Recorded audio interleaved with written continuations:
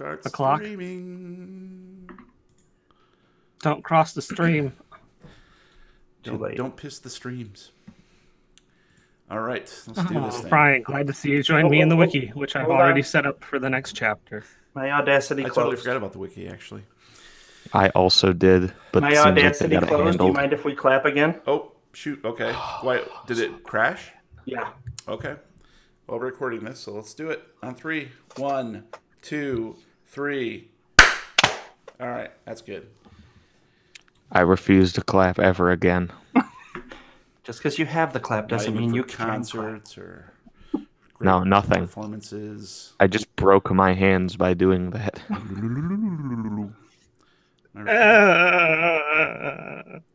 My recording seems kind of low. I don't know. Shoddy got low. Hello. Recording. Oh, sorry, YouTubers. All right, let's go. They'll live. YouTubers. Oh, wrong site. Welcome to the Lovecraft Tapes. I am Jeremy, your keeper of arcane lore, and we play Call of Cthulhu, a horror role-playing game based upon the fictional works of H.P. Lovecraft. Your investigators of the unknown are Matt as Private Detective Dan Williams, Everything hurts. Brian as Special Agent Jack Whiteside, You think everything hurts. I can't feel my face when I'm with you.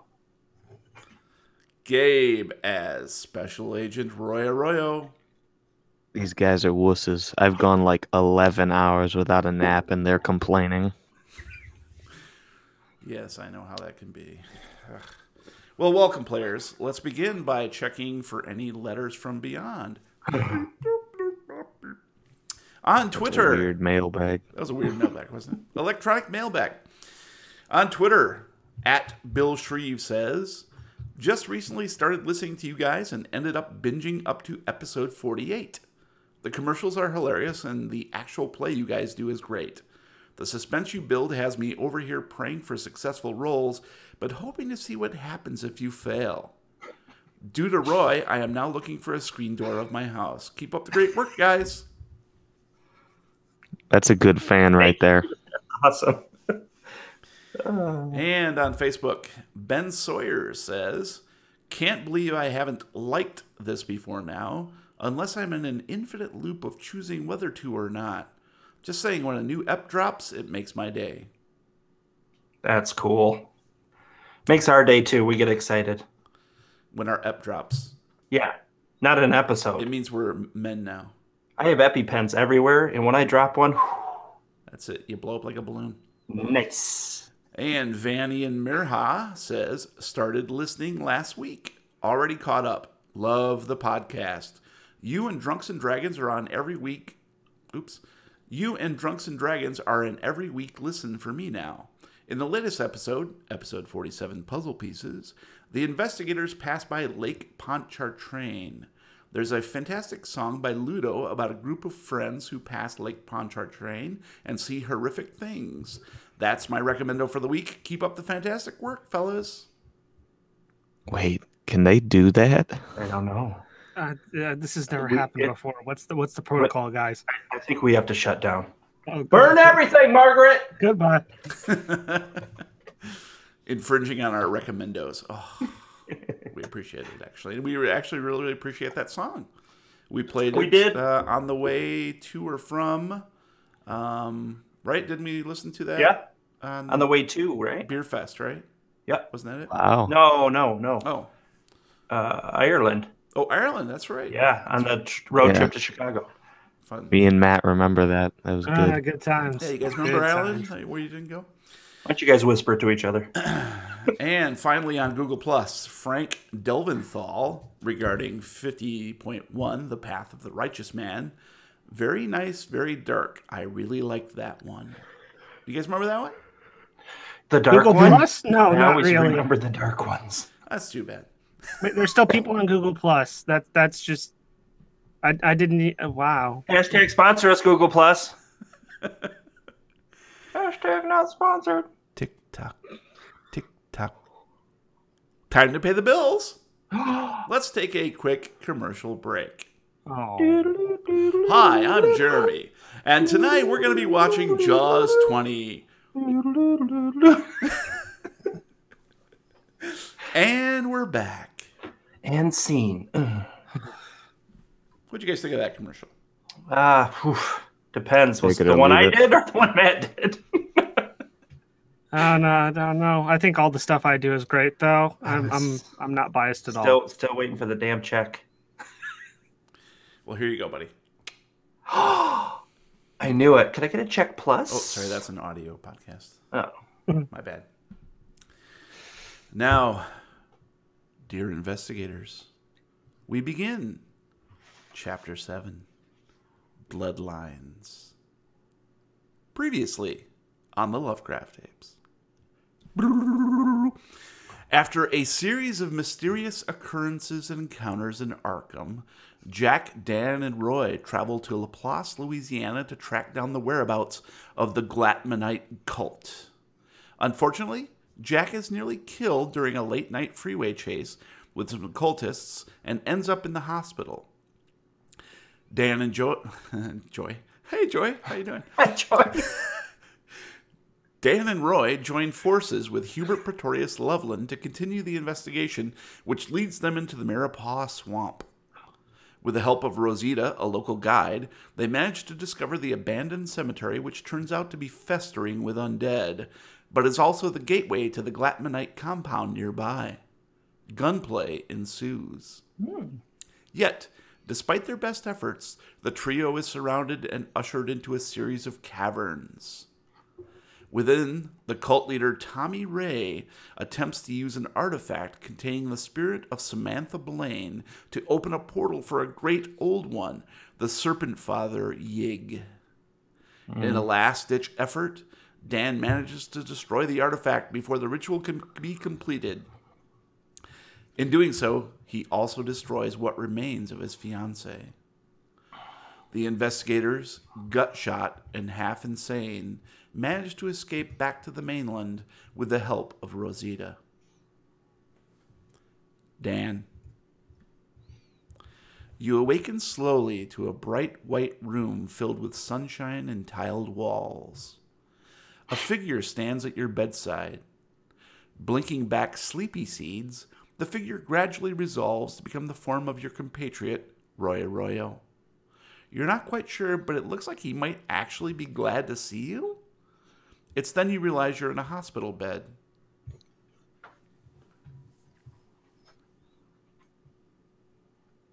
Why does it smell like sterile? Get your rest, idiot. You just... No. Oh, hey, Roy. Hi, Dan. What are you doing here? Shouldn't you be off marrying a screen door or something? Well, you have a hot nurse, and I've been told that there are screen doors in this hospital. Oh, yes, the infamous Arkham Hospital screen door wing. You laugh, but, I mean, wilder things have happened. And just to interject your play here, you are still in New Orleans, by the way. Okay, wow. good to know. Not Arkham. Is Jack with us, or is he just the two of you not? right now? And I think you've got some notes to double check. No, Yeah. no, it's all good here. No. I have no notes. You do. I X'd them out, so no, I don't. You can't see them, so they don't exist. Keep going, guys. So, you want to address the undead elephant in the room, or should I? I know. Jack's a zombie. No, Jack's sister, whom he's been searching for this whole time, was one of the zombies in the room, and now all the zombies are dead. Therefore, Jack's sister is dead. Yeah, but didn't they, like, not talk for a while? I mean that wasn't his fault. She was captured and turned into a zombie, presumably, so... Yeah, that's fair. But He... she's dead now, so peace and what have. Yeah, except for the fact that Jack is never going to find out because we're not going to tell him. are we, Roy? I mean, if I get really mad, no promises, but I won't tell him in a calm state. You know what? I think that's the best I'm going to get out of you, so I'm going to take it while I can. All Not right, to well, mention let's the talk drugs about. they have me on still have me kind of woo, so I'm just going to lay back down for a minute. And then, wait, relax, hold on. Well, So you I don't know how to. I have a question, Jeremy. Okay. Can you whisper to me? Because I don't want to Sure. like blow this. All right, hang on. All right, you're whispered. So, all right. So it says he thinks he blew up the tunnel. Mm-hmm. Do I know that he thinks that, or do I have to get that out of him? You can bring it up, right? All right. Steer the conversation that way because you've got some information that, maybe you can just prompt the conversation that way, and then he will deal with what he thinks he knows, right? And All right, you okay. can reveal what he doesn't know. Okay? All right. and I'm like, check marks, and that's... Yeah, that's a good point. All right, Dan. We got to talk about that old tunnel. You mean the one that I had Rosita fill with dynamite and... Yeah, there's nothing left. Yeah, well, I got some bad news. That Urban came in explorers from have moved in. Damn it. that came in from the from my files that I keep because I'm mysterious and I am the cliffhanger of the series that keeps people listening.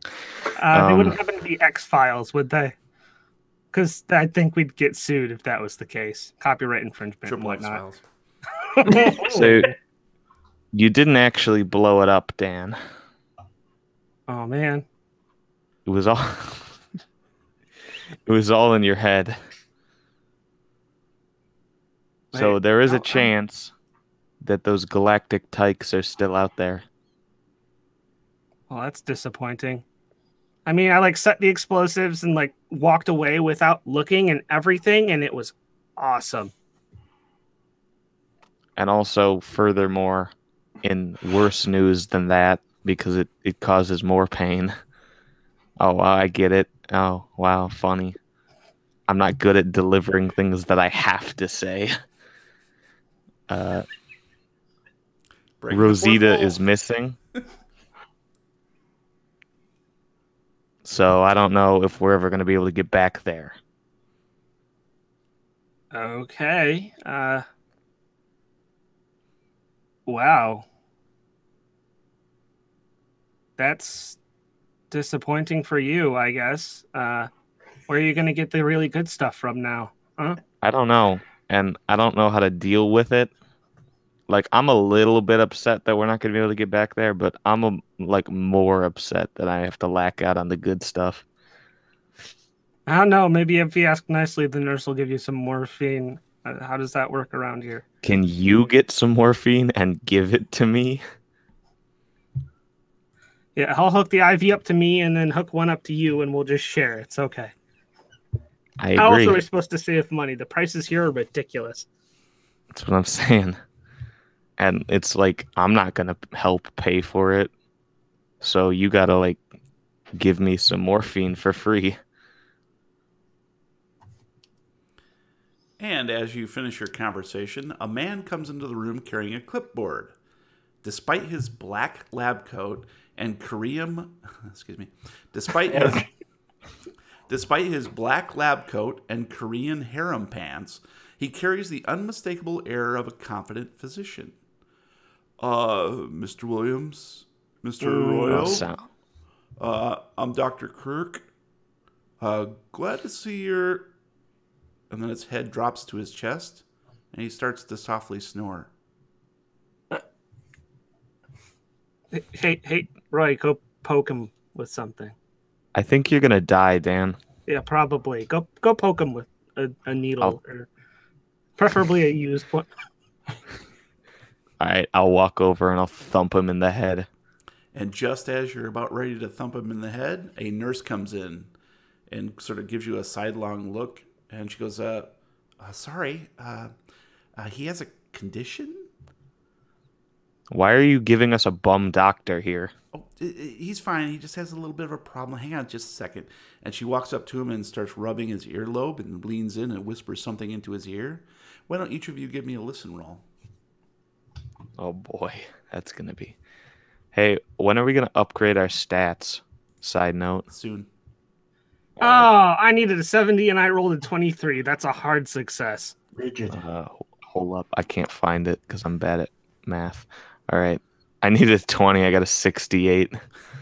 So Dan, as you sort of lean closer and observe this nurse rubbing his earlobe and whispers, you can quite plainly hear she says, "He lives in the eyes.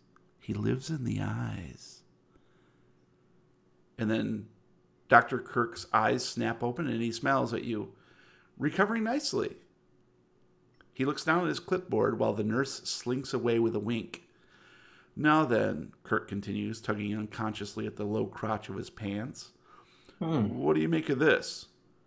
He flips back the first page of his clipboard and reveals a strange watercolor painting about 5 inches by 5 inches, depicting a bat-winged creature looming over a baby boiling in a pan on a stove. You squint closer and see the baby has those weird eyes that follow you wherever you go. It kind of looks like a butterfly, but that might just be me.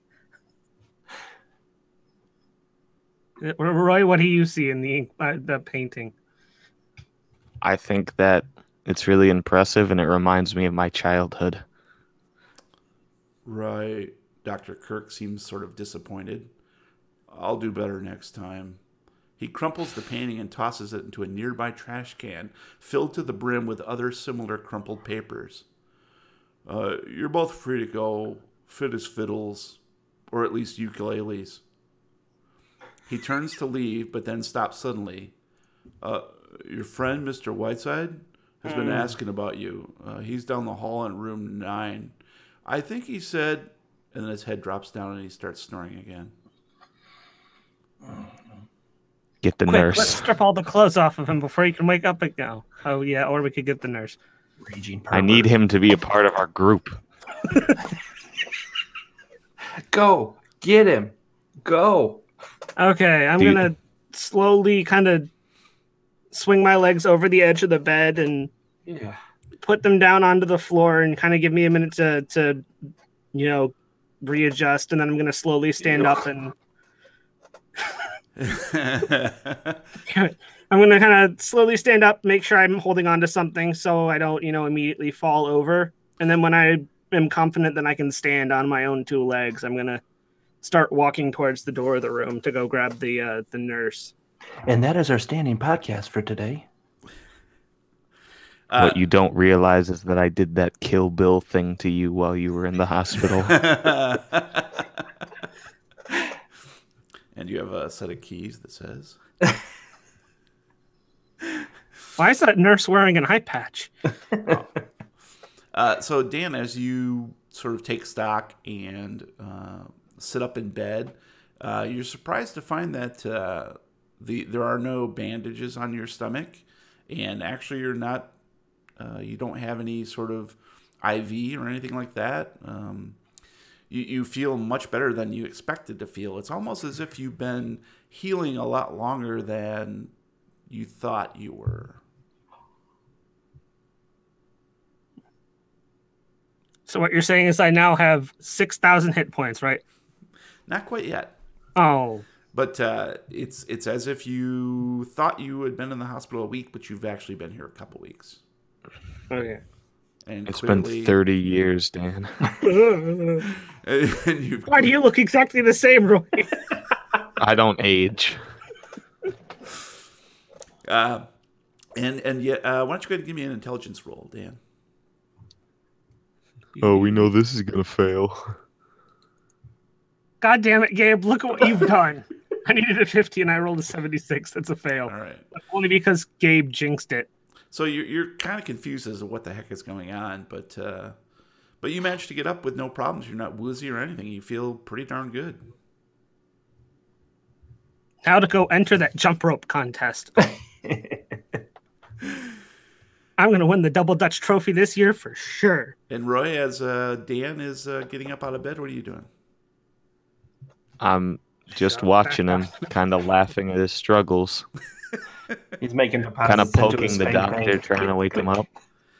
All right, and as you start to, just as you're about ready to poke the doctor, the nurse comes back in, and this time she has a wheelchair, and she puts it behind him and slowly lowers him into the wheelchair, smiling at the two of you very apologetically.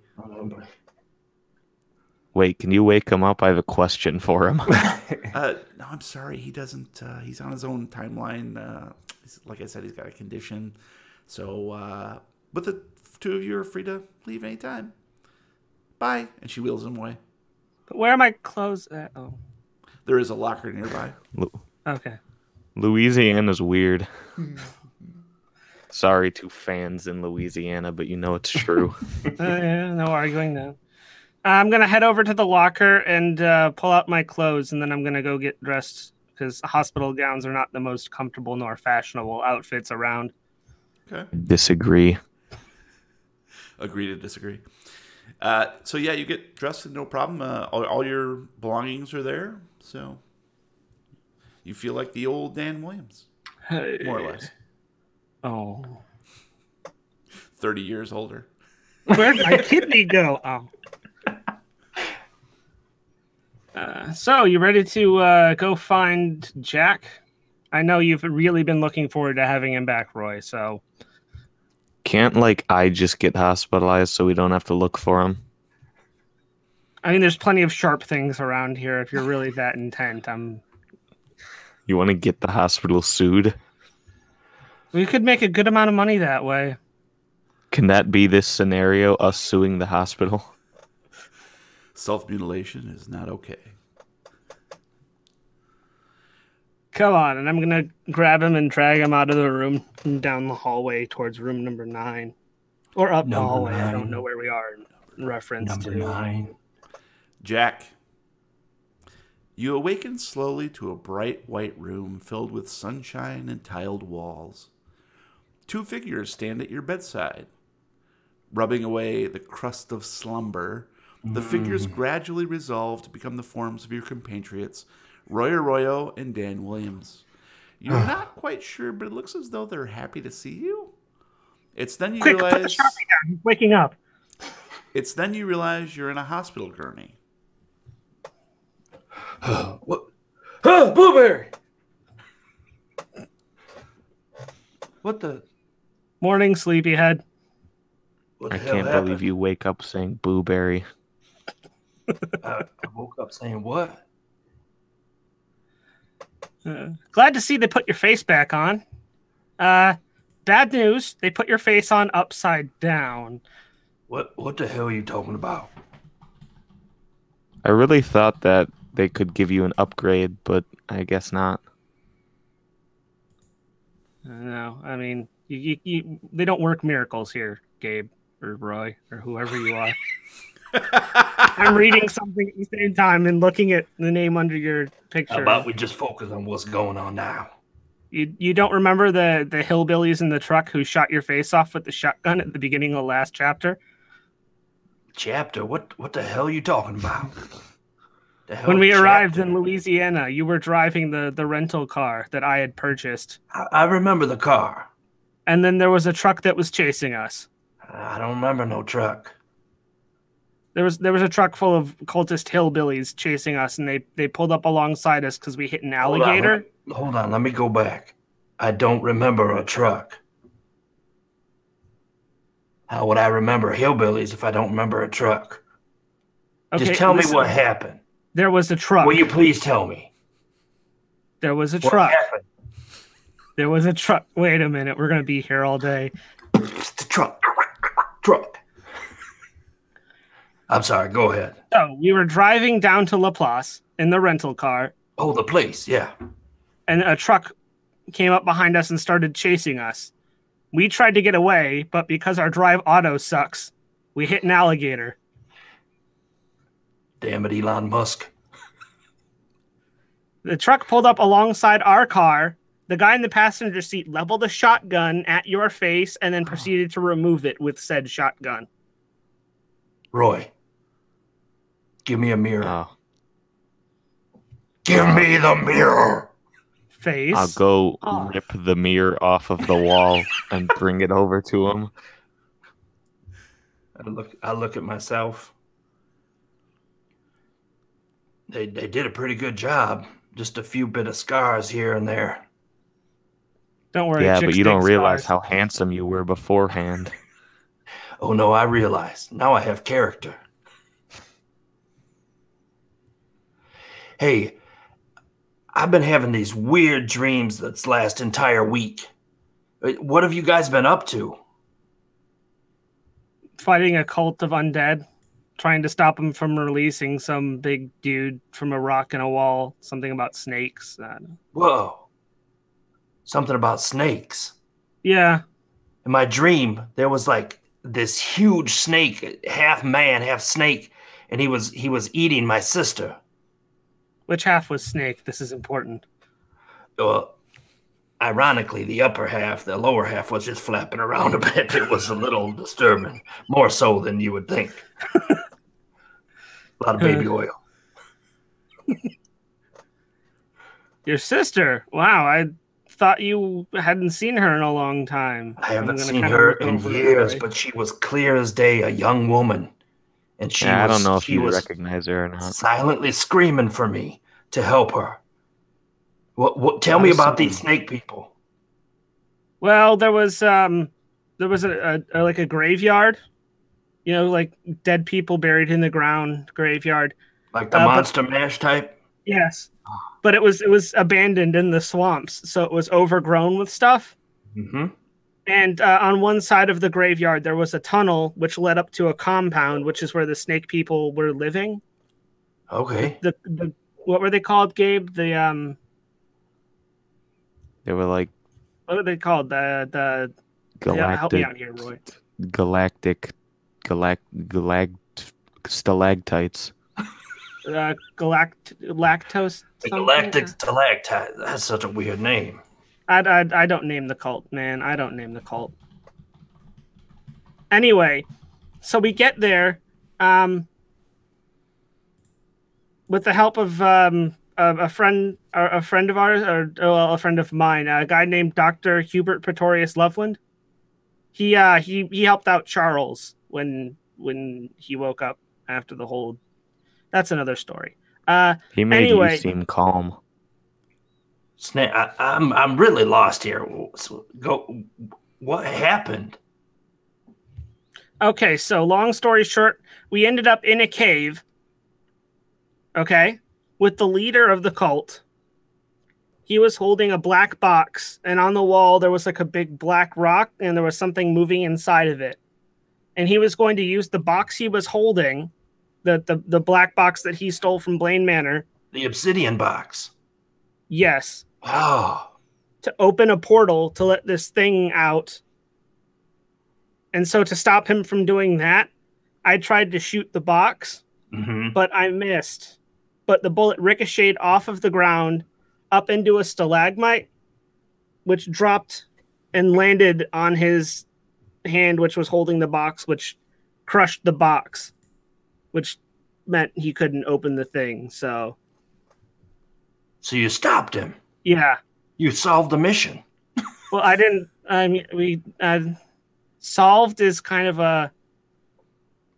It's not the term I would use. No, because I used it. Oh yeah, okay. You were on something. Sorry, the hospital drugs are still kind of wearing off. I love hospital drugs. I know, right? So do I. Why are you in here, Roy? What happened to you? Are you okay? Nah, I mean, physically, I'm okay. Oh, hold on. That's just in. That's just in from the GM. Oh, wait, you guys read he forgot to tell you. handouts? He forgot to tell you something because he's dumb, so I'll tell you because I'm a genius. And also because I haven't been to the hospital, so I've just been sitting around eating bass and waiting. Ooh, I love me some bass. I also like bass. Mhm. So what this guy forgot to say is that that dude like Tommy Ray that you always kind of talked about, like you had a crush on him. That was he was the leader of the cult. He was the leader. Yeah. Yeah, I knew that. He's the one that I think took my sister. I've been Yeah, looking well, for him. Yeah, we might have dealt with him. You found him? Yeah. What happened? Did you kill him? He killed Bugsy, I think. Did you see Leah? Was she there? I don't remember. It was a couple days ago. Do you have like a photo? I haven't seen her before, so I don't have like a photo reference wouldn't help. frame. She's an adult now. Was there any women there? Rosita. Yeah, Rosita was. He wouldn't know who Rosita is. Who's Rosita? My best friend. Yeah, Gabe fell in love with a 7-foot-tall woman who gives swamp tours, smokes weed. Wow. I don't know who Gabe is. It's too early for this shit. Fuck off. I don't know. Maybe we could all be adults and wake up at a normal time so we're awake and vibrant. I'm just saying. Yeah, Maybe I know. Noon some of is us a could normal have a time to life wake and up. hang Okay? out at nighttime. All right. Let's get back on track. Well, I just need to get signed out of this hospital. I've got some place to visit. You guys can come if you want. Is it the Ew. airport? Because I want to get out of here. I want to go see my sister's grave. All right. And just as the conversation wanes, you hear an announcement over the loudspeakers. Paging Dr. Demir. Paging Dr. Demir. Please report to lobotomy immediately. Dr. Demir to the lobotomy. You hear running feet in the hallway, followed by the odd sound of a cat yowling, then a clattering of stainless steel. Louisiana's weird. Almost immediately, Dr. Kirk pops his head in the door and says, Mr. Whiteside, glad to see you're up and about. I hereby discharge you from the hospital. A nurse will be around shortly to remove the catheter. Have a great day. He ducks back out, and you hear him walking swiftly away. Then there is a sudden thump of something heavy falling onto floor tile, followed by a nurse groaning, Not again. I'm going to have to ask you boys to leave while I get this catheter out. Me and the nurse Why have does this guy- relationship. This guy just keeps discharging people without actually That any... is Like, it's really disgusting. convenient that both of you got discharged at the same day. Right. Well, as long as it doesn't smell, it'd be fine. Yeah, discharge is Hey, okay. hey, It's Roy. clear. I noticed the lady next door was still out cold. Want to go steal her Jello? I do. Is that a euphemism? Yes. So we're gonna leave the room.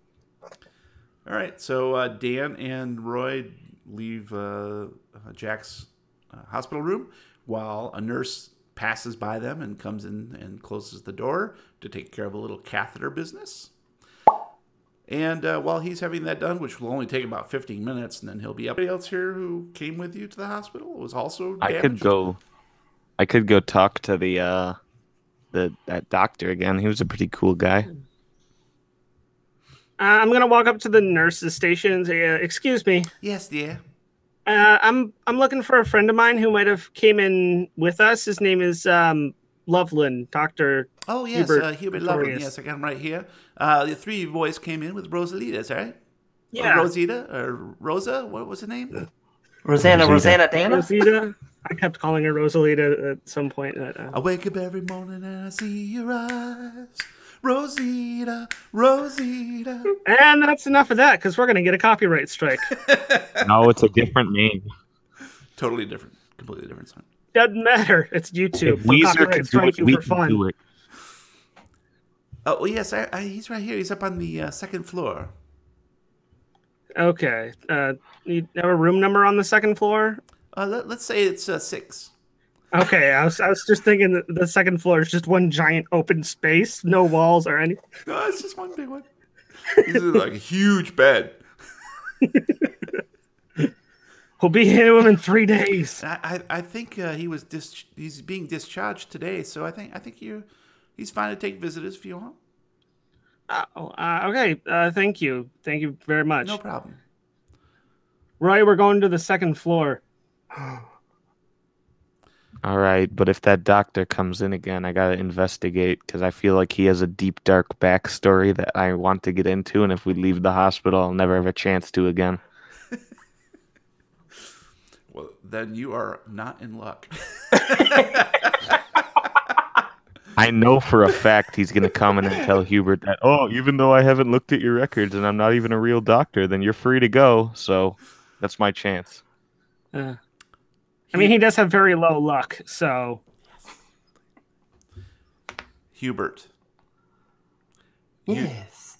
You awaken slowly to a bright white room filled with sunshine and tiled walls. A figure stands at your bedside. Is that Roy Arroyo or Dan Williams? Without your glasses, it's hard to tell. It leans in closer and you smell rotting vegetation. Tommy Ray sends his condolences, he whispers. The sunlight is eclipsed by a pillowcase that smells of bleach and antiseptic.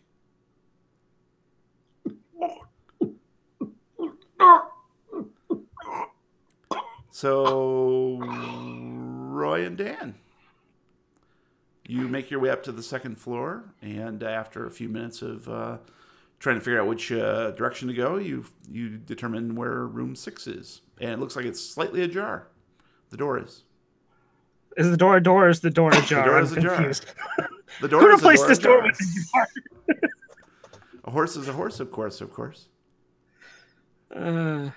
So, let's go see how Dr. Loveland's getting along after our fun little spelunking expedition. I'm going not to that open the interested. door. Too bad. I'm going to open the door and walk into the room. Okay, you walk in to the room. It's very nice, white, clean, sunlight streaming through the window. And you see Hubert lying on his hospital bed. His eyes are wide open, staring at the ceiling. And his mouth is filled with writhing, tiny snakes. He's sleeping. We should come back later. Oh, he's so precious when he's tired. I'm going to stand there and look at him for a moment, and without turning around, I'm going to say, Roy, go get the nurse. Can I go get the doctor? I bet he'll tell him that he's free to go.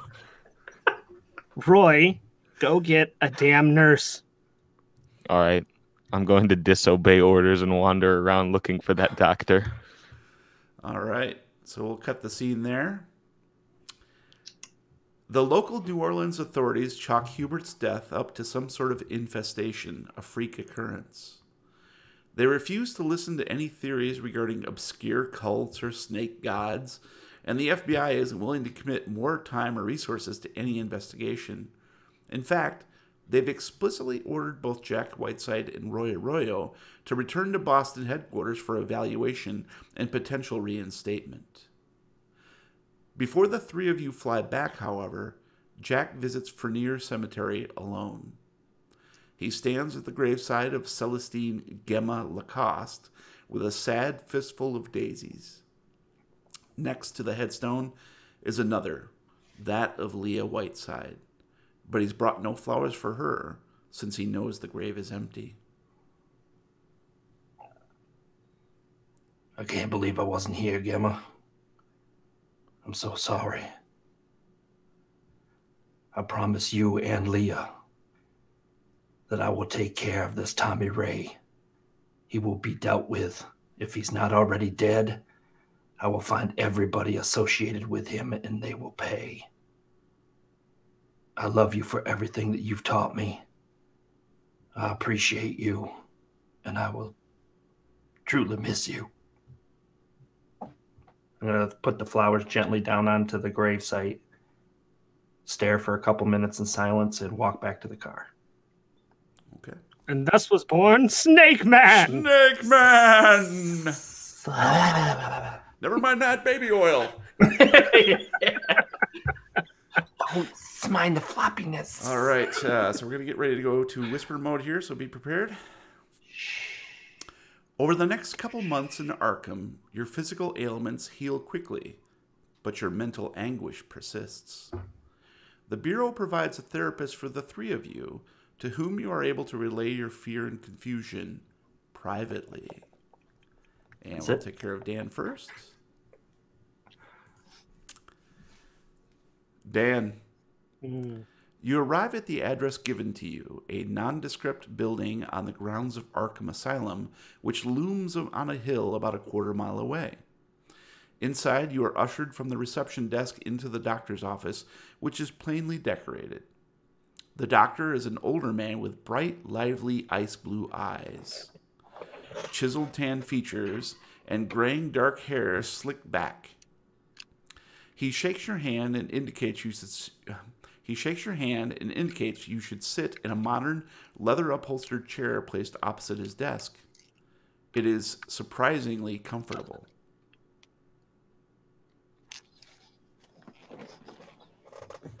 Battery died. Okay. How much did you lose? Up to the point where I was sitting in a chair. Okay. He shakes your hand and indicates you should sit in a modern leather upholstered chair placed opposite his desk. It is surprisingly comfortable. Hello, Herr Williams. My name is Udo Kier. Ksha. It means church, my last name. Think of me as your priest if you like. You may tell me anything. Now, I see here in the notes from the hospital... Oops, sorry. Gotta fucking... Hang on a sec. Clear. All right. Now, I see here in the notes from the hospital that you experienced a vivid recurring dream while unconscious after the incidents down south. Why don't you tell me more about that? Well, it always starts out back in the graveyard. The graveyard in Laplace, the cemetery where we had to go to find the cult. And it's just me standing in a small stone circle surrounded by rundown gravestones and plants and vines growing over everything. And I turn to look to find a way out. But every time I move, every time I twitch, the vines also move and they grow closer and closer each time, trying to grab me, trying to drag me off into the darkness that looms just outside this circle that I'm standing in. And as much as I try, every time I pull out a knife, I pull out my gun, I start shooting, I start swinging. No matter how hard I try, eventually one of those vines grabs onto my leg or my arm and just starts dragging me slowly backwards into this giant tangled mass. And then everything goes dark. And then I'm back standing in the circle again.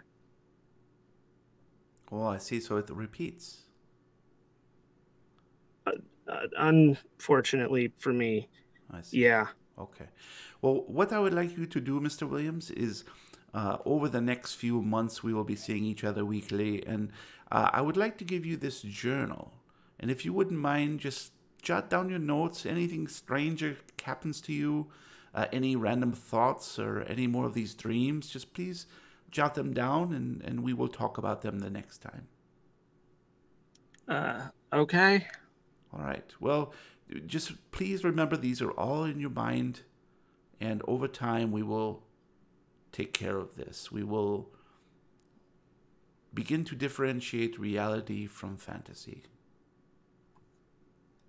Does that sound sure good? as hell hope so. All right. Well, you have a good day, and thank you for stopping by. No problem, Doc. All right. All right. Let's go to And Jack. that's why I next. believe in polygamy. What's polygamy? Polygamy. Does that involve fish eggs? Yes. Oh, that's belugamy. Sorry. No, yeah. All right, here we go. Polygamy. Sorry to cut off his joke. All right. Here we go. Jack, this is your third visit to Dr. Udo Kirsch's office, located in a cinder block building near Arkham Asylum. Last week, He asks you to keep a journal of any unusual thoughts, dreams, or occurrences and bring them with you. You hand him the notepad, then sink into the comfortable chair across from his desk. He bends over your notes, reading quickly and muttering, "Interesting, very interesting." Finally, he stops at one particular entry. "Now, this is odd. Something happened to you the other night while driving home from work? Tell me more about that." Make it up. Well, it's kind of hard to get into. Well, you were driving home from work, and Yes. what did you see? Well, I got to think of it, so give me a minute. For Christ's frickin' sake. It was dark. Obviously, I worked late. As I was getting ready to turn onto my street, all of a sudden, I had a flash. I don't know what it was, but it was daytime, and I was heading down a dirt road I did not recognize. Trees lining both sides of the street. And in the distance, I swear I saw a girl walk across the path, the street, the road, the dirt road, in a white nightgown. As soon as I got up to the spot, I stopped, of course, trying to help. As soon as I opened the car door, I was in my driveway.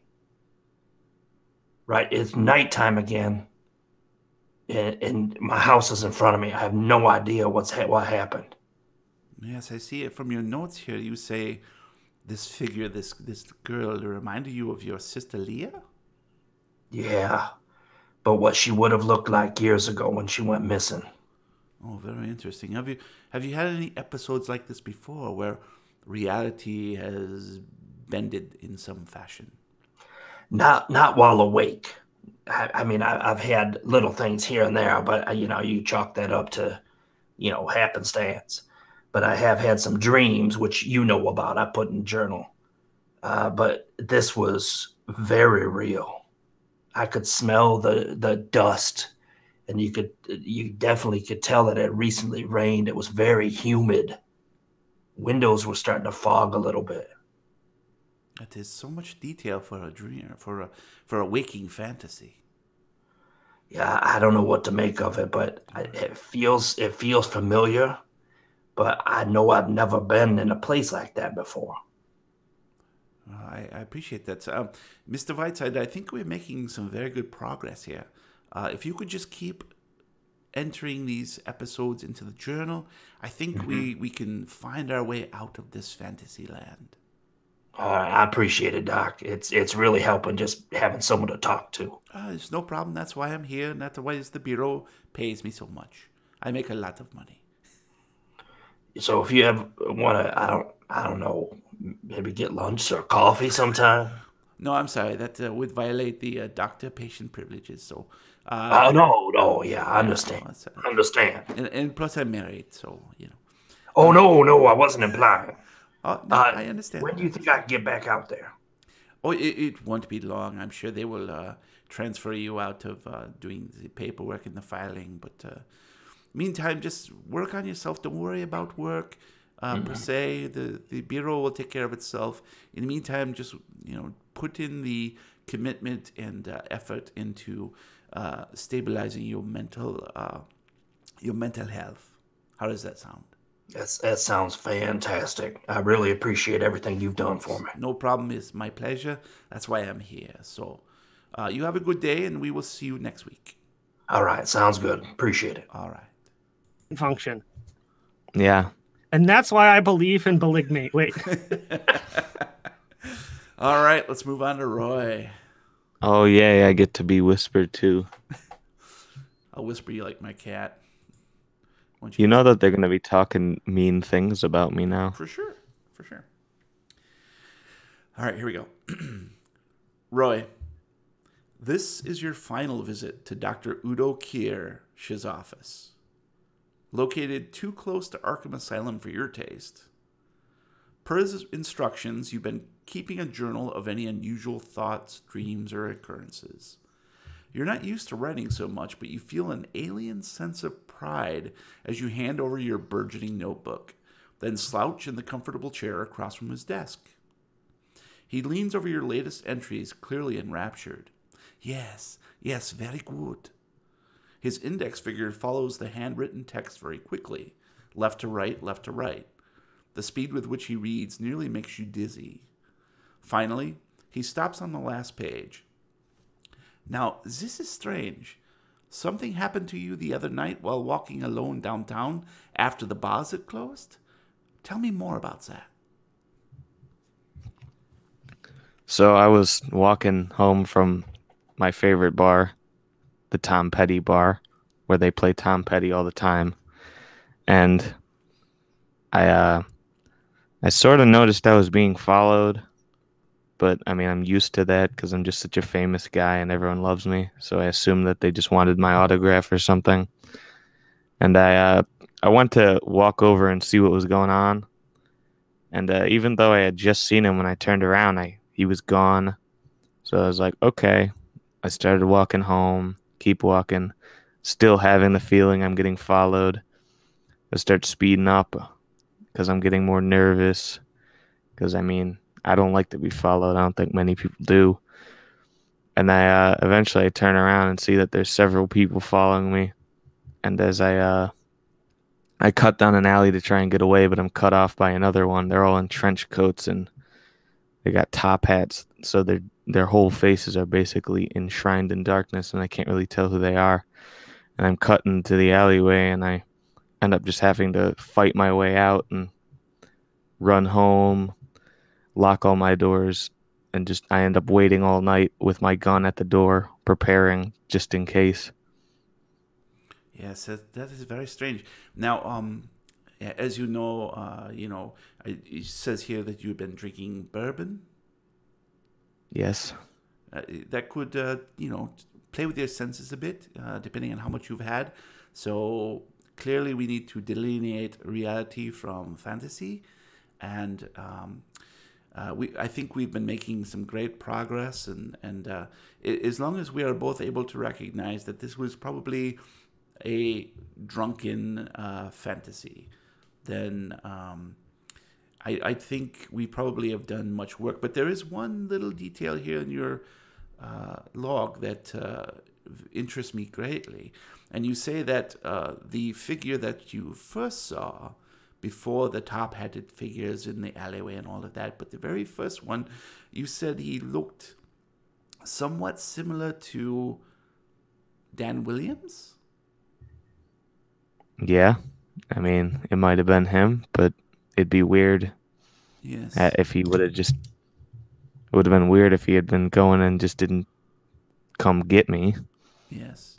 Well, I think your mind is, trying to, your drunken state, trying to find an analog in reality for what you saw, and probably perchance a passing midnight shade, perhaps a stranger, most likely not Dan Williams, but it is just simply unusual that you said he had the same size and shape, and for a moment you thought he might be Dan Williams, but was gone before you could ascertain whether or not that be true. I mean, I'm going to be honest. I've been drinking longer than you've been alive. I think I know how to handle it. So, I mean, maybe it was fair, that, but... Fair. Well, I think we've been making some excellent progress here. Clearly, you have much writing and many hobgoblins living in the back of your mind. But I believe that if you maintain I would stay away from the alcohol.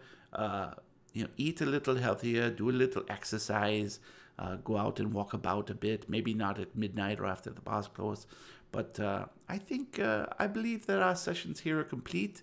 I have confidence that you will go forth and be a strong contributor to the Bureau yet. So you have my blessing, and I thank you for spending this time with me and sharing. All right, thanks. It really seems like lately I've been catching doctors at the end of sessions with people. Well, yes, that is how I work. It's all the ends, So in the meantime, good luck to you, and I wish you all the success in the future. Yep. Thanks, Doc. All right. Oh. Yeah. And shh. There they are. Stop. Well, That's why I will swap believe in wives later. polygamy. all right. Well, guess what time it is, guys? Time to pay the bills? No. No, we already did that shit. Let's do some development, shall we? Oh, Merry Christmas. Let's start with Jack. Let's see how quickly we can do this. Okay. Wasteful nudes. all How right. to do any of it. Bring up your character sheet. And I see the very first one is dodge. So Dodge, what you yeah. want to do is you want to go over that 30, but not equal it if you want to increase it.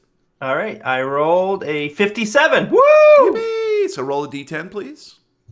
A decent. And then go ahead and One. uncheck dodge and increase your 6. dodge by 6. So bring it up to 36. I am getting out of the way a little bit faster. Thank you. You Let's have move along 1/10 to occult, circle of please. I didn't hear a word you said. Occult, please, is your next checked skill. Rolling the D100. Oh, I rolled a 25. I needed to have better than a 40. Oh, sorry about that. You must uncheck it, but you may not move ahead. And that's all I've got checked for you, buddy. That is correct, because I died. All right. So we're good, you did. good for the skill checks. Let's do sanity through self-help. And I think what we need to do is we're going to go ahead and count your guys' sessions with Dr. Udo Kirsche as self-help for this time period. So go ahead and make a sanity roll, Mr. Jack. Sanity And roll. what you want to do is you want to do, if equal or under, you're going to add D6. So just roll sanity, and if it's Roll a your success, yep. sanity. I needed a 77. I rolled a 30. That and is it says unders. Go ahead and hard. roll D6. Way to And waste the good rolls, Brian. really, Way you're- to waste the good rolls. Really, you're probably only going to go ahead and roll your D6. 2. All right, so you're up to 79. 80 is as Yeah. high as you could go. Right. Boom. All right, and we're going to recover some luck. So go ahead and roll a D100. And if you're over 27, You I guys got a are 42. terrible. nice. Go ahead and roll D10 and add that to your luck. Come on, 10. Oh, I got a 4. Nice. All right, next up is go ahead and increase your lucky. And the next thing is check your credit rating. So go ahead and roll credit rating. I got to find it. Do we never roll credit rating? It's a skill. under climb. Oh, it is. Okay. Yep. Credit rating. Got it. And you want to get over. Over that. Yep. Oh. Spend the luck. Oh, wait. Yeah, no. You sure it wasn't under? I thought the other one said it's to be over Push in this the case. roll. It's Oh, over. no. You're right.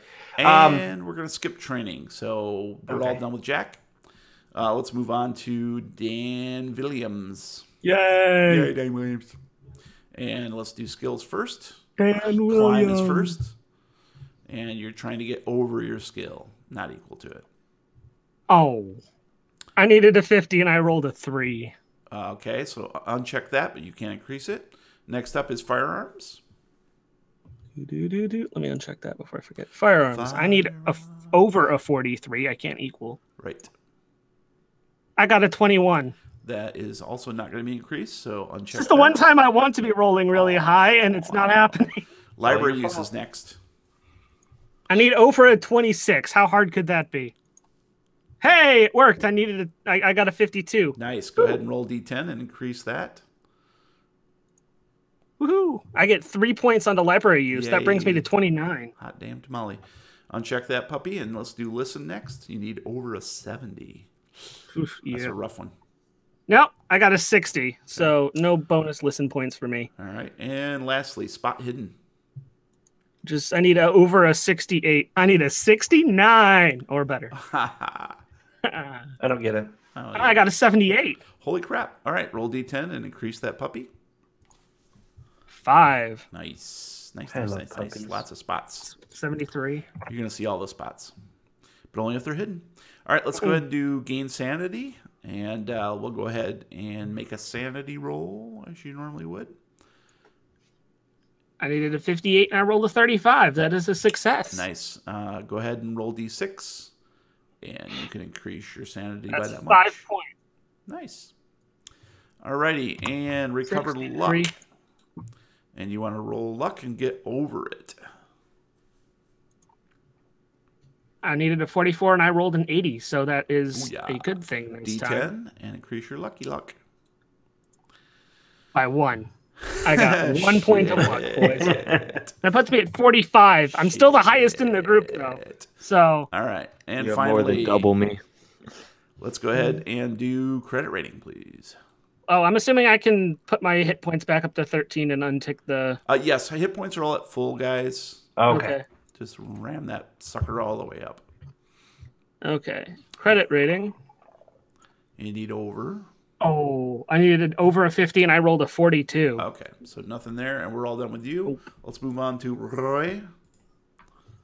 All right. Royal. So I have First up, firearms. Firearms. I didn't realize your arms were on fire. Firearms. Oh, that's his talent. So you want over a Of course. 24? Ooh. Of course. I get like the best roll a person can get in a regular game.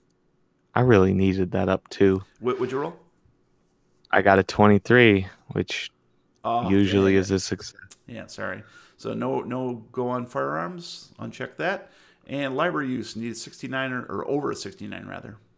69. Of course, I got a 49. All right, no go there. Listen, 20 over 20. Oh, come on, Gabe. There you go. I knew you Got a could fail. 32. Right, so roll a d10 Right. and increase your listen. 8, By 8. Nice, lovely. Nice. which is 28. good because Royo doesn't listen. And Now he listens 8 points better, though. natural world need over 60. Oh, Oh. of course. All right, I got a 7, which is an extreme success in the normal Yeah. situation. I'm going to Go there. lose every roll next game. Finally, spot hidden over a 70. I got this. Get it? Fumble. Dang. You're I got a wasting the good 26. rolls. All right. So no go there. Let's go ahead and do sanity. So go ahead and make a sanity roll. Got a 52. Good. That's under, so you're good. Roll d6 and increase your sanity by that much. 4. Nice. And let's go ahead and recover luck. So you roll a d100 and you want over your current luck, which is 21. Good luck. Roger. 76. Nice. Go ahead and roll d10 and increase your luck. Give me a 10. 6. Nice. 27 now. 21 plus 6. Yep. It's 27, Is yes. 27. Yep. And finally, credit rating. And you want to roll over your credit rating, which is 55. Oh. I got a 3. Sorry, God buddy. damn it. So That's nobody, an I'm extreme so loss. screwed nobody got next money game. on that puppy.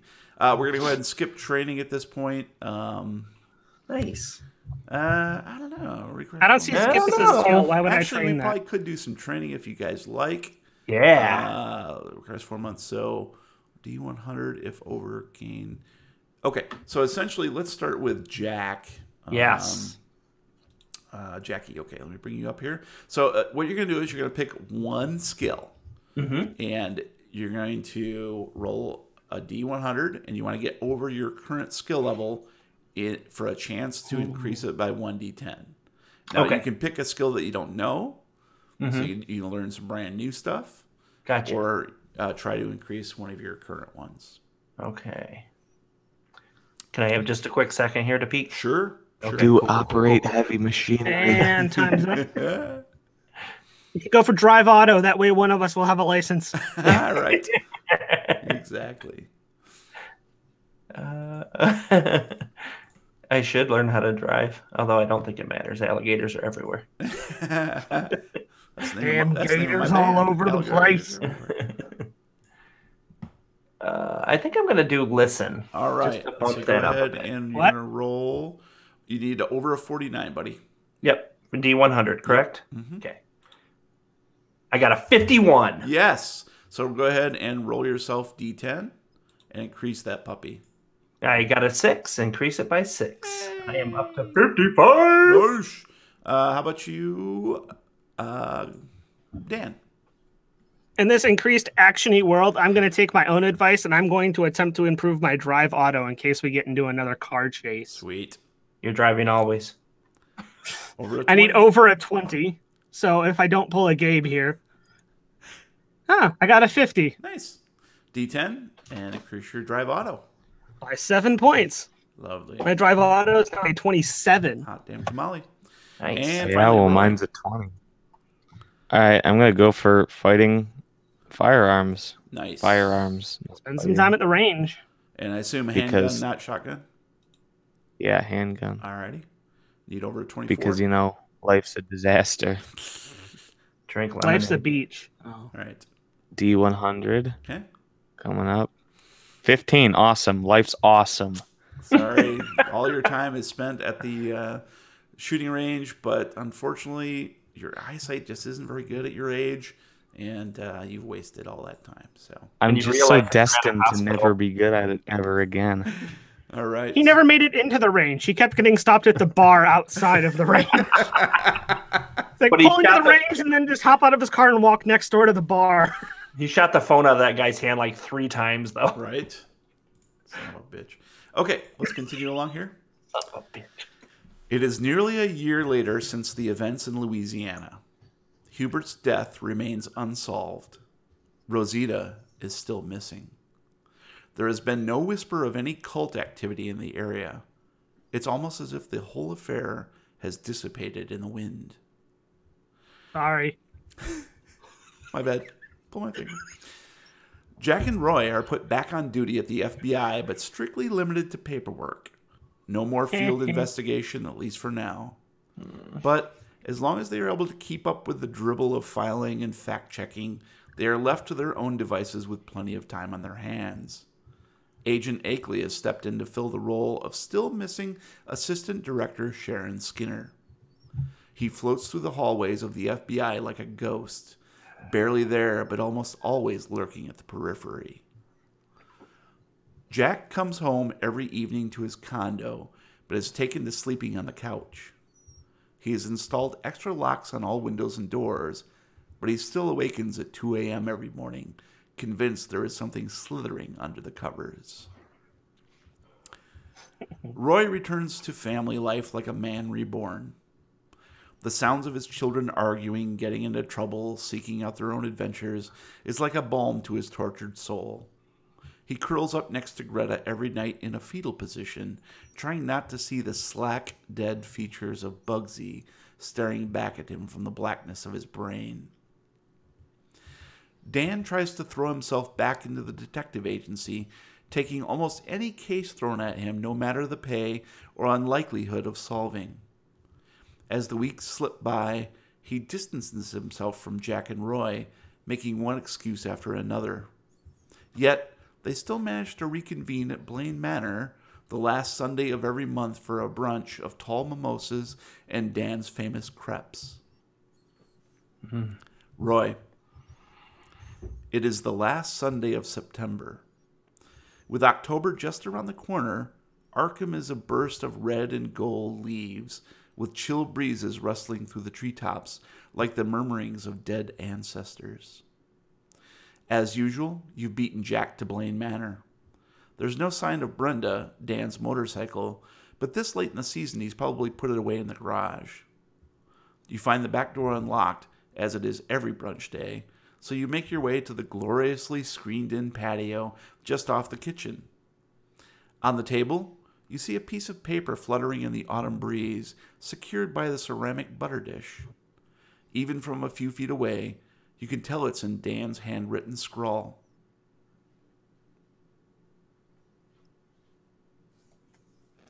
Yeah. Do things? All right. I mean, we're just having a brunch. All right, let me think. All right, well, I'll just kind of sit around, check out what food might be ready. See if I can't find Dan. You walk into the screen door porch, and you don't smell anything cooking. There's no noise coming from Blaine Manor. I do appreciate the screen door porch, though. Mm-hmm. All right, I'll go inside. Okay, you're inside. The house is eerily quiet. Dan? No answer. He wants to play hide and go seek, huh? I'll start looking through all the closets.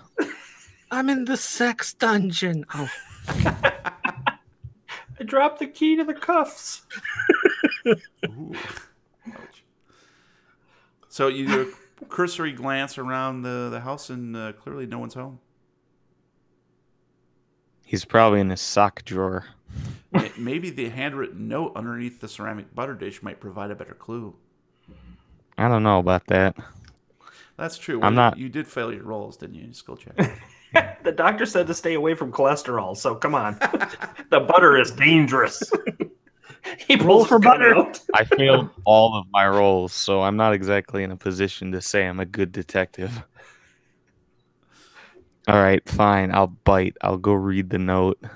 Well, unfortunately, because you've been puttering around the estate, Jack has actually shown up and is holding the note, and he's reading the note, which says, Hi, Roy. If I know you well enough, and after all this time and all we've been through, I'm pretty sure I do. You've let yourself into Blaine Manor in the hope that I was making crepes for brunch this fine Sunday morning. Well, you're half right. You'll find some leftover crepes in the fridge. Just warm them up in the stove at 300 degrees for about 15 minutes. Wait for the edges to get slightly brown and crispy. You know where the Nutella and whipped cream are. Help yourself. Anyway, probably about halfway through eating, you'll notice that I'm not here. I'm gone, and I won't be coming back. Ever. I quit my job, I shut down the agency, and sold just about everything I owned. Well, except for Brenda. I still need her to get around. The money I got isn't much, but it'll have to do. Don't freak out, okay? This is all good news, believe it or not. Get this. Sam isn't dead. I spent months looking over her old books, the maps, the scrolls, and whatever else she left lying around. And this might sound a bit crazy, but I think she knew this was going to happen. And I think she left me instructions on how to get her back. There are things in these books, notes she left, bookmarked sections that seemed like nothing until I put them together in the correct order. Now, it took me a while, but I remembered this one time she told me about a secret code that her and Charles would use to communicate back when she was a little girl. I found the key to the code he kept in the secret alcove behind his desk. And when I applied it to what I saw, everything started to make sense. It just clicked. I know what I have to do to save her, and I know she's counting on me.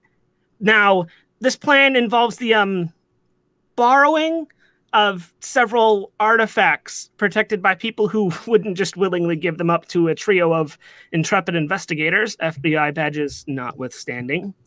So I think I need to take this one into my own hands. The world may never know how many times we've saved their collective asses. You and Jack need to just keep on keeping on with that mission. I can't shoulder that burden any longer. And Sam is waiting for me somewhere out there past the sunset. I have to save her. Just a few more things to say before I leave, so stick with me. Roy, please stop trying to shoot everyone you meet who happens to annoy you. I'm not saying you can't shoot people. Just try to keep it in the holster, if you know what I'm saying. Sorry I never got to meet Greta in your 11 runs. You know, on the other hand, if they're anything like you, I kind of feel like I dodged a bullet, so maybe that's a good thing. Just kidding. Screen doors for life, my friend. Tell Jack I'm sorry I didn't get to know him all that well, but he seems like a good guy. Take him out for a beer sometime. After all this crazy shit you two have been through, I wouldn't be surprised if you're best buddies for the rest of eternity. That is, of course, unless you run into another pickup truck full of cultist hillbillies. Stay out of the swamps if you know what's good for you. By the time you're reading this, I've already set out to find the first thing I need to get Sam back. Hubert was right all along. Just need to follow the bloodlines. Don't bother trying to track me down. I know your tricks. In the study, you'll find my smell phone. God damn it, I was doing so well. Yeah. In the study, you'll find my cell phone smashed into smithereens. Where I'm going, I won't need phones. You'll also notice a pile of ash in the wastebasket. The last thing I want is for someone else to decipher that code. Sorry about that, but I need to do this on my own. It's my burden to bear, and I'll be the one who sees it through. I'm not saying that this is the end, but it is the last of the amazing Dan Williams, for you guys anyway. Don't let the world burn while I'm gone, okay? Now, if you'll excuse me, I have to find my own self-worth. No man is an island after all. Your friend, Dan Williams. Hey, Roy, I think this note's for you. Why don't you read it? I think he wants us to follow him. I read that in my head. I had the note in my hands. How do you know what he's talking about? All right, read it again. Okay. First, it starts with... Okay. And in the journal, I have shared Dan's letter. So you're welcome to read that anytime you want. Brush up on any potential clues in there. Oh, I'm sure I won't. What's a journal? All right. Roy, you have a car, right? There's crepes. We're eating the crepes. Yeah, but after that, we're finding Dan. I think that's what he wants. I think that's what the note said. I think you're right. By don't bother looking, I know all your tricks. I think he means, listen, come get me. I need your help. I think he was kidnapped, actually. I think you're right. He was probably forced to write this. All right, well, it's settled then. We'll take care of it. All right. Well, if he's gone, I'm staying at Blaine Manor. That's actually not a bad idea. I could sell my condo. There's plenty of room here. No. I am. I need 2 houses. Or I else could split the house kids. door collection. Right. Exactly. I'm gonna turn Blaine Manor into a screen door museum. And just as you say that aloud to Jack, you hear something creak behind the two of you. Watch out. Roy, there's a creek behind you. It's Sam. Hey boys, what's up? It's the door back into the house, and you turn to see someone standing, framed in the doorway, a slight figure with short cropped hair and elfin features. They put their hands on their hips and give you a cocksure grin. G'day, gents. Don't win, she'll be all right. What say we get after your dumbass mate before he destroys the world? We might have a Buckley's chance, but we can give it a go, eh? Oh, I already don't like you. And that's where we'll end it. Finally, Roy's my friend. I don't think Roy's anybody's friend. I don't think so either, but he likes him more, likes me more with the less of the hymns. I dislike you. Are now higher on the totem pole. I don't do drugs. Matt, you fucking nailed that accent. Awesome. That's great. New Zealand? Somewhere between New Zealand and Australia. I'm They'll still love working that. A They're the little same island place, right? halfway between I'm the not two. a Kiwi, damn it. Tune in next time for Chapter 7, Bloodlines. And now it's time for some recommendos. Please roll D100. I hope I get a low God number. knows I I'm gotta gonna find the get a low dice score. roller Oh, again. yeah, bitches. I rolled. What did I roll? Shit. Oh, I got a 1. I got a 1. All right. I got an 11. Ugh. I got 100. All right. So, yeah, you did get 100. So I we're did. going to do high goes first. So it'll be Brian, No, I'm not ready. Brian, me, Matt, then Gabe. All right, my recommendo is a little sad. It's a lot happy. I got on the kick of trying to find when Star-Lord became Star-Lord in Parks and Rec. So I've been binging Parks and Rec from season 1 all the way up through season 6. And I'm not going to spoil it for anybody. But the show is fantastic. I didn't remember how good it was because I watched it when it initially aired. But going back and watching it, binging it, you have to shake your hand like this for some reason. I really like the personal relationships, the back and forth. It's got a lot of good in jokes throughout the whole thing. So out jokes as well. But I challenge everybody out there to watch Parks and Rec all the way up and see if you can see the change where you see Andy become Star-Lord. I could also just Google filming dates. Transition. Nice. Thanks, Gabe. Yeah, Gabe. Ruined everything. Yep. Make a new recommendo. I will interject that Juliet has started watching Parks and Rec 2, so I sat down to see. There's a Parks and Rec 2? Did I remember it being Electric Boogaloo any better than what I remember it was? And no, it's not. At least in my opinion. It's funny because what's his name? Chris. Yeah, Star-Lord, whatever. He was so chunky and looked so tired. Yes, he looks always just so tired. But yes, I found that's where the fun transition is, because even though he's playing the same character still, you can tell the difference because he actually has energy and he actually has a presence on screen. So it's Scientology, and he suddenly gets exactly. I think he's a Christian or something like that. I don't know. Anyways, I found it to be a pale imitation of The Office. So I'm not in love with that series. It came out around the same time, didn't it? Like a couple years into the American version of The Office. It was an offshoot of The Office. Yeah. Okay. Well, that's just because you don't like nature. Yeah, I hate nature actually. Yeah. So I want all nature to die. I just loved all the stupid laws that are still on the books in Pawnee, Indiana. All right. Well, my recommendation for today is going to be the co-op board game from 2015, Mysterium. I first saw it on Will Wheaton's tabletop. It's sort of a Clue meets Dixit for 2 to 7 players. Takes about an hour to play. One of the people plays the ghost who has been murdered in a mansion, sort of like Blaine Manor. The other players are playing psychics who try to piece together the murder with clues that are provided by the ghost to discover who committed the murder, where the murder was committed, and with what weapon.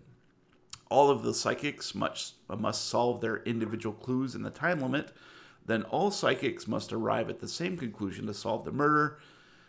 It's a pretty fun party game. Takes very little learning curve. It encourages a little bit of role play, but it's certainly not required. It does require some abstract thinking because it's the people who made Dixit. So there's a bit of intuition and interpretation in the clues. Sometimes it's not a literal interpretation. And it's right around $50 on Amazon, so not a terrible spend. And it's pretty fun. You can bring in anybody at the drop of a hat. You don't need to tell them much to set it up, as long as you're the ghost and you can let them have at it. But I also played one game here at home with someone who only got to play as a psychic once, and then I handed him the reins to be the ghost, and he did perfectly fine. So nice. Learning curve on either way is not steep. So that is my recommendation. The board game Mysterium. All right, Matthew, how about you? Oh, well, I have another game. Mysterium 2. Electric Boogaloo.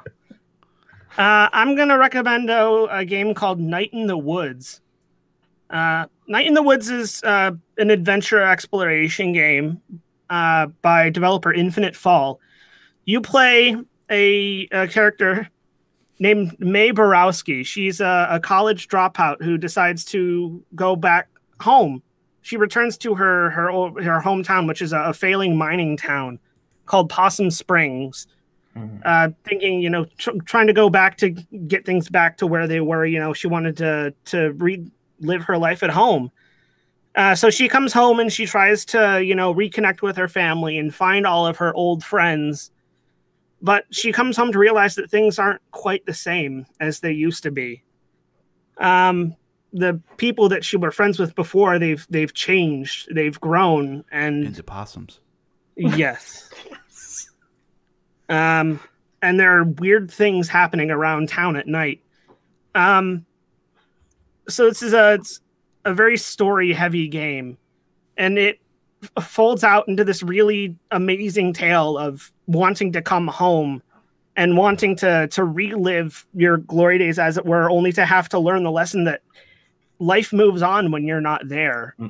Like, things change, people change, and as much as you want to, you can't make things go back to the way they were. You have to learn to adapt and to change with them. And it's a really, really great, heartwarming story, and it really hits you near the end. Yeah. The art style is great. It's almost like a paper cutout kind of cartoon style. So you get a really great range in color. It's a really vibrant game, and they use that color to kind of help tell the story. And along with May kind of learning, that she can't make things the way they were, there's also another plot about weird things happening with the town and kids disappearing and strange people in the woods at night, which also ends up being fun. Nice. So it's a good game, and for $20, it's definitely worth a look. And what was that game again? Night in the Woods, and it is available on PC, Xbox, and PlayStation. Nice. And I think it's also available on the Switch. So, choices. Thank you, Matt. All right, Gabriel, how about you? Angel of Death? I would recommend Ultimate Bone Broth. All right, so my recommender this week is a band, because sometimes you gotta change it up, and also I'm running out of recommendos. Do you like Scottish people? Do you like pirates?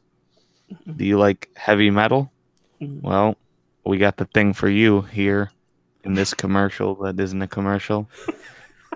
This band is called Ailstorm, and they are the current preeminent Scottish pirate metal band that's out there right now.